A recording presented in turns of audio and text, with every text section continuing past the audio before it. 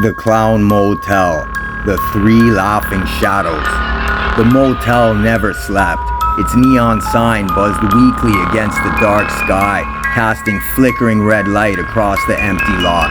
Inside, the halls stretched longer than they should, the corners always too dim, and the silence never quite complete. That's because the clowns were watching. They didn't stay in one place. They wandered through the rooms, through the hallways, through the gaps between breaths. And tonight, they had a new guest to welcome. Victor, the hollow salesman. Victor had been all talk in his past life. Promises wrapped in deceit, deals signed with a smirk. Nobody could trust him, not really, but they still listened. Now, his mouth was permanently twisted into a stitched grin, forcing him into a grotesque version of his former self.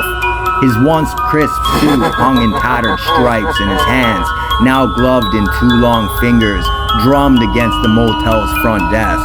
When Jared checked in tonight, Victor greeted him first.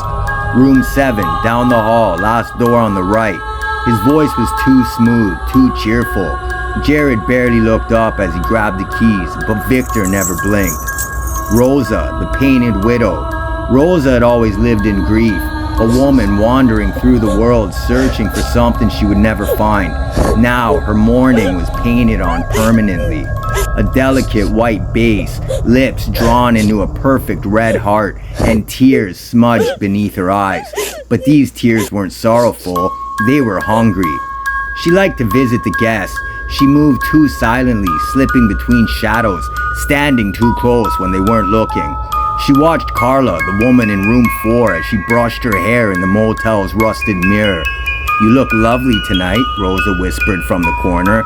Carla jumped, spun around. Nothing was there, only the lingering scent of old velvet and roses. Cyrus, the forgotten groom. Cyrus had waited too long at the altar, left behind by a woman who never arrived. That day never ended for him, not really. Now he greeted guests at their doors. He knocked politely at midnight, stood patiently outside, hands folded in front of his oversized suit of red and gold. His painted grin never wavered, but his eyes never blinked. At 3 a.m., Jared's door creaked open. He hadn't unlocked it, he hadn't even moved, but now it stood open, revealing the hallway beyond. 3 shadows stood there, watching, waiting, grinning. By 3:12 a.m., Jared was still in bed, awake, listening. The walls were too thin, the air too still. The sound of soft laughter echoed down the hall, not playful, not human. Then the static began. His motel alarm clock flickered, digits twisting into undreadable symbols. The old television clicked on, bathing the room in dull gray glow. No channel, no sound, just static. And then, movement. Within the distorted screen, the colors shifted like something was just beyond the interference.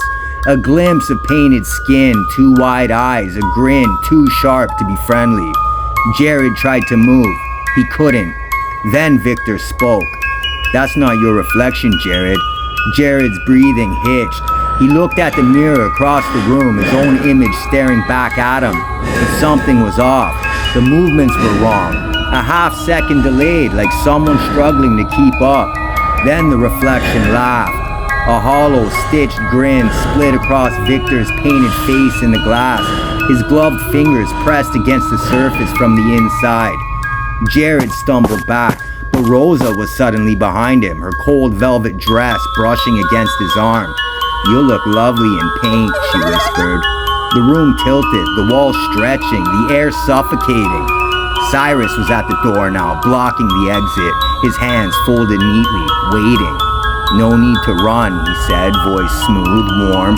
"The motel always finds room for more." Jared turned back to the mirror. Victor pressed harder against the glass, the surface cracking beneath his gloved fingers. "Let's get you fitted for your new smile." 3:33 a.m., the television cut to black. The mirror shattered, the shards swallowed by the darkness behind the frame. Jared lurched forward, his body dragged inward. Victor's painted hands pulling him through, swallowing him into the motel's world beyond the glass. The room fell silent. and room 7 was empty. But no one checked out that night. Outside, the neon sign flickered again, buzzing its dull red glow across the empty lot.